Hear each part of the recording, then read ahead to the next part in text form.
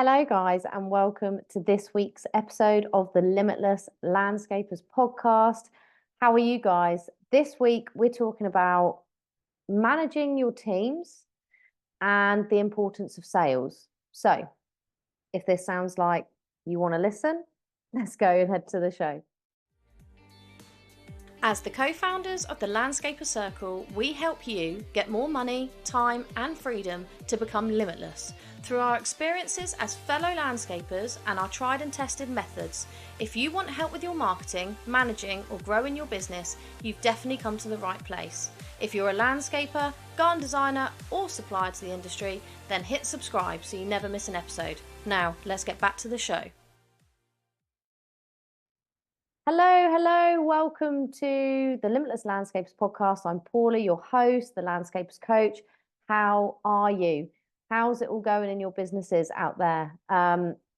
It's been quite interesting over here. We're still growing, we're still hiring and firing and everything in between.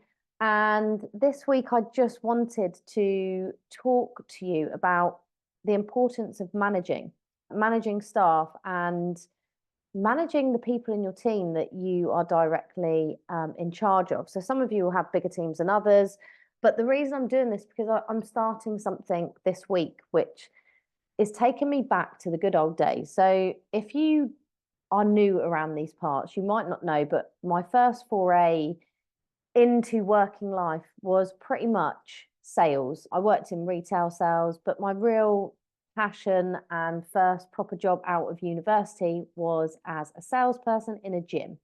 And it was great because I could use facilities for free. I loved health and fitness. I'd done a degree in health and fitness management, and I was good at sales.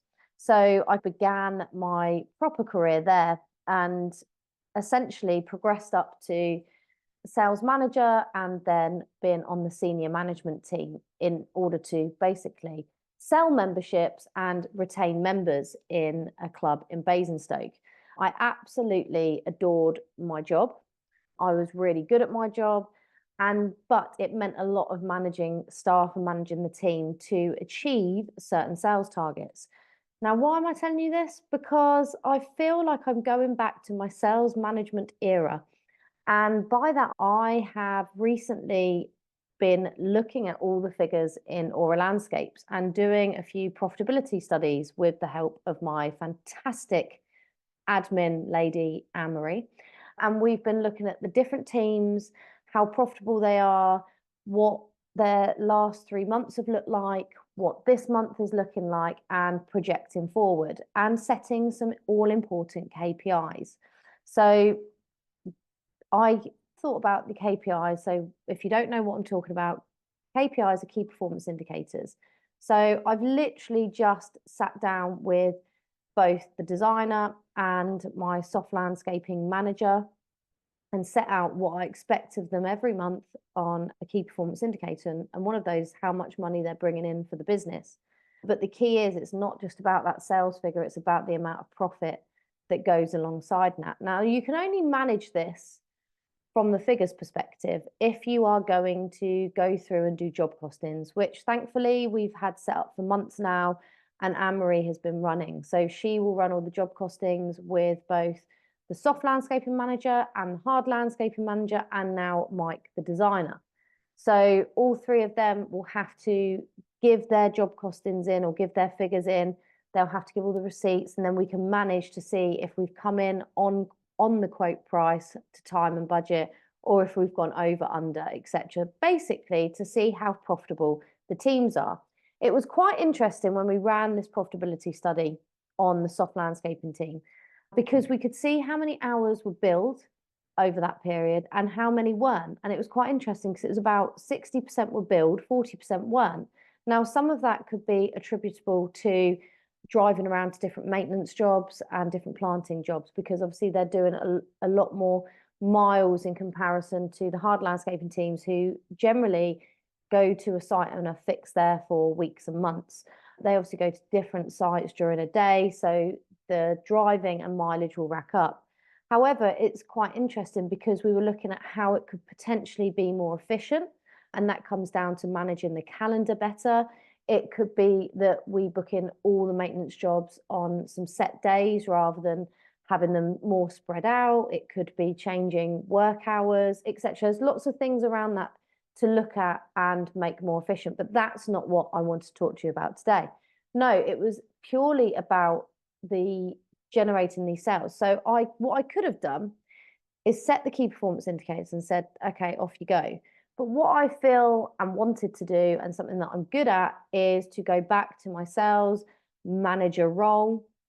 And so I have now decided to have a weekly sales meeting with Mike, Sean, and sometimes Mike W, my husband, in order to look at where they are and where they're going and how well they're doing. And essentially how I can support them in my role as marketing salesperson, what I can do to help and support them.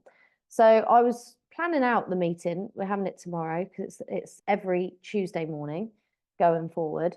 And I was looking at what sort of things that I'm going to ask them for, because essentially this first meeting, obviously I'm going to be talking probably more than I would in the following meetings, but essentially it's the onus is on them to go and get me the figures before the next meeting. And to, essentially it's down to them to showcase to me what they're doing, how they're doing it, and what support they need, not for me to do it for them. So things that I'm going to be asking, which might be interesting for you guys, because if you are thinking the sales are down, maybe you've got a manager or a foreman, how are you going to keep them going? How are you going to keep them hold them accountable?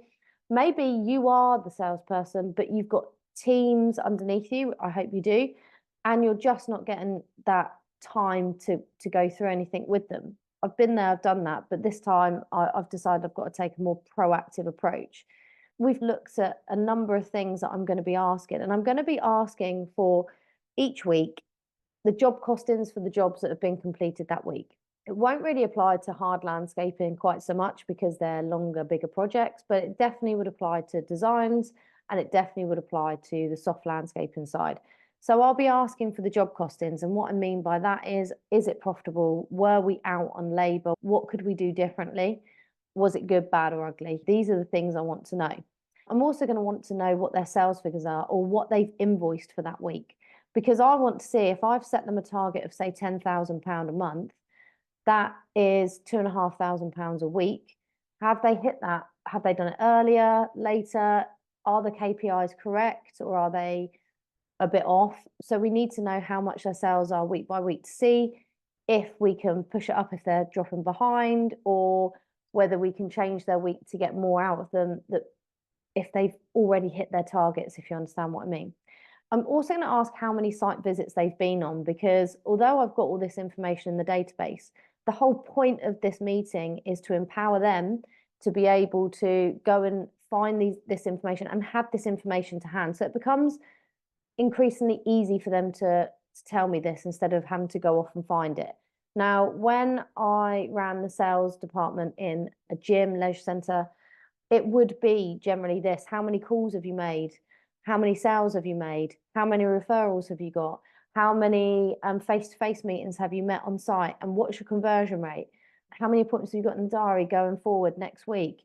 It was all based on facts and figures, because essentially without sales, there is no business. So it's really important to track how many meetings they've been on, and whether that was a successful meeting, i.e. it led to a sale, or whether you've had to do future meetings, in which case how many meetings or site visits are you doing before you convert a client? So how, and if they're not converting, how much time has been wasted and potentially is a big cost to the business? How many quotes have been actually sent out? That's a really important one as well. How many quotes and how many follow-ups have you done on the open quotes? How many people have accepted? Obviously, we may not have invoiced at all because we haven't completed the job, but how many quotes have accepted this week due to book in for next week and beyond? And how is the team performance? Now, not so long ago, I might have been about 8 months ago, I had trackers put on all the vans. And it's really helped with looking at how efficient things are. So tracking is not just about people not taking the piss outside of work hours. It's also about seeing how efficient your teams are working, particularly if you have a soft side where they're going to multiple clients in a day. It's the only way that you can have a look at how much driving compared to billable hours they're doing, which is really, really important if you're trying to maximize profit in your business. It's also really important when you're looking at timesheet logins. Now, we rely on an app that logs all their timesheets, mainly so that we can put it against different clients. So they can log in and out of different client addresses via the timesheet app. Obviously, it then logs their hours for payroll purposes. But essentially, I can see how many hours are actually attributable to which job costing. So a job costing is essentially a job. So Mr. and Mrs. Blogs, if they've logged into that, I can put that on the job costing sheet to see if we've actually billed the amount of labor as same as, more than, or less than the quote that was sent out.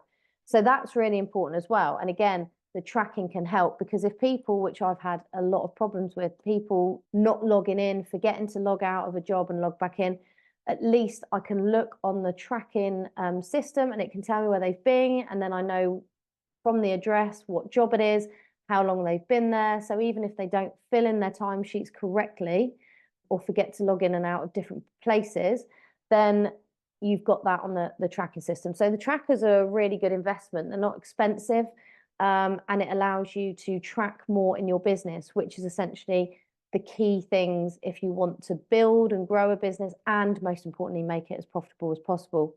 The final thing that I'm going to ask them for is what marketing efforts they've done. Now, there's certain things they could do on their own. They could do some networking. They could go to events.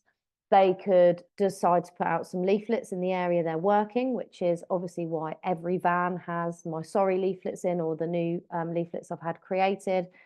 And essentially, I want to know what marketing efforts have they done this week, and then what marketing efforts do they want me to do for them going forward. Now, I essentially do all the marketing as like the website updates and the blogs and the social media and the email newsletters.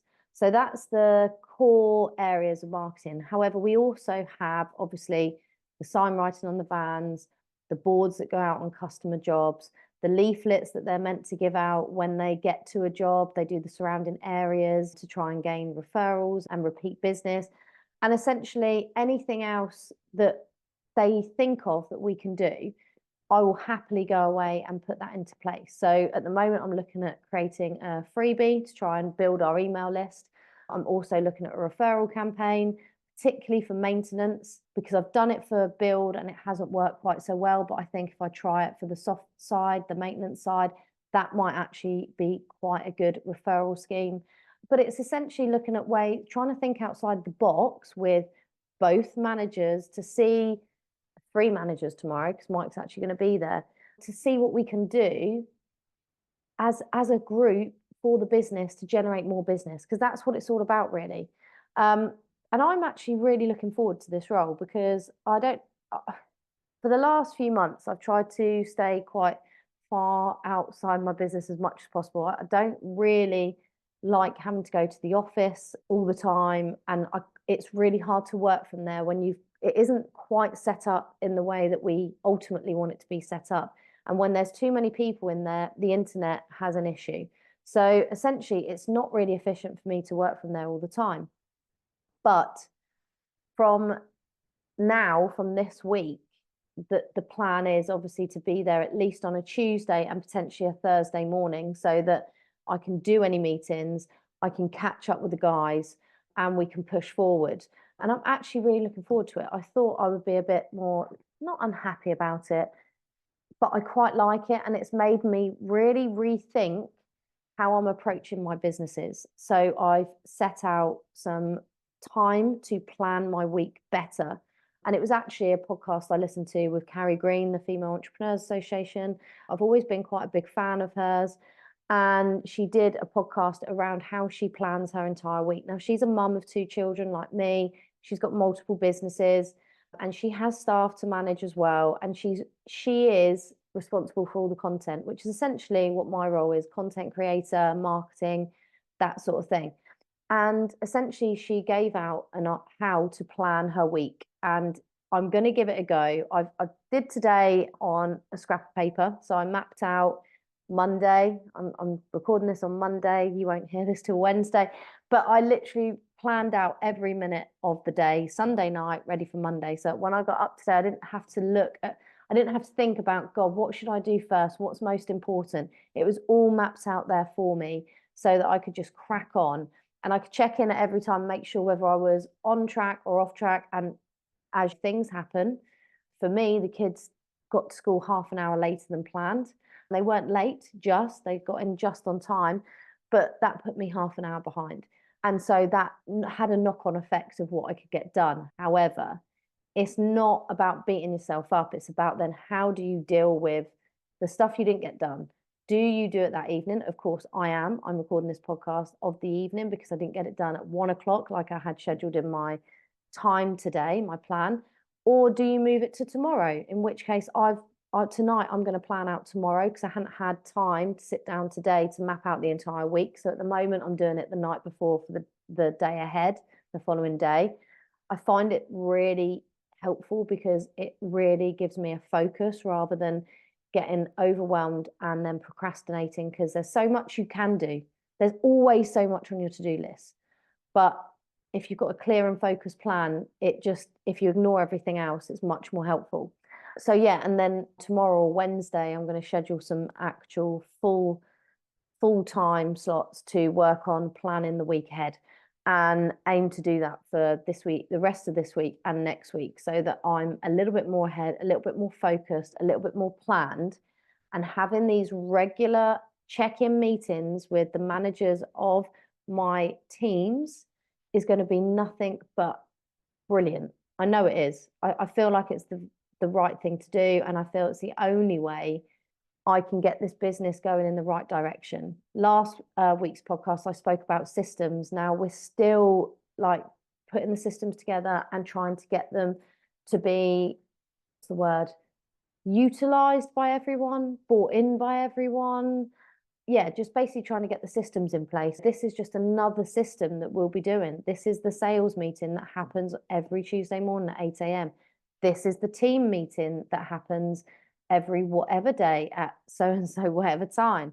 This is the management meeting that happens once a month and we go through financials and strategy.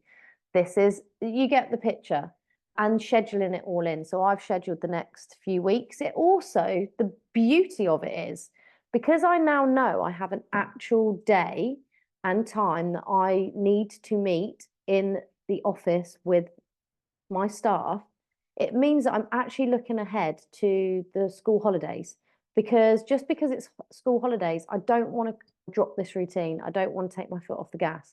So therefore, I am currently sorting out childcare for that Tuesday morning so that I can continue this going forward and not allowing myself to go, oh, don't worry, we won't do it for 6 weeks, because then what will happen? Sales will probably go down, efficiency will drop off.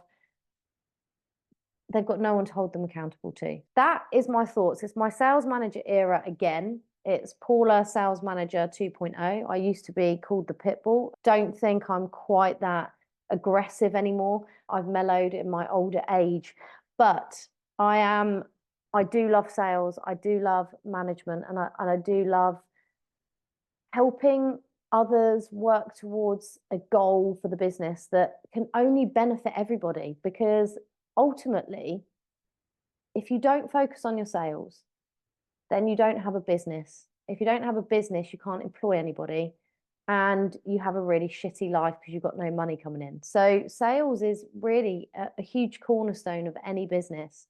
And anyone who doesn't pay attention to their sales and their profits, not just turnover, by the way, I must stress this really clearly to you. It's not about turnover, it is about profit. And it's the importance of improving your profitability, increasing profits by small increments over time as much as you can. And there's various ways to do that. I might do a podcast just on profitability if that's of interest. But essentially, sales are key, and keeping people in that momentum of being a salesperson. And there is a buzz when you close a sale. I don't care what anyone says, there's a huge buzz when you close a sale. It's exciting, it gets the adrenaline pumping. It might not happen to everyone, it does to me. So it's really important to focus on that in your business if you are looking to grow, if you are looking to increase profit. If you're not, then just ignore everything I've just said and have a wonderful life.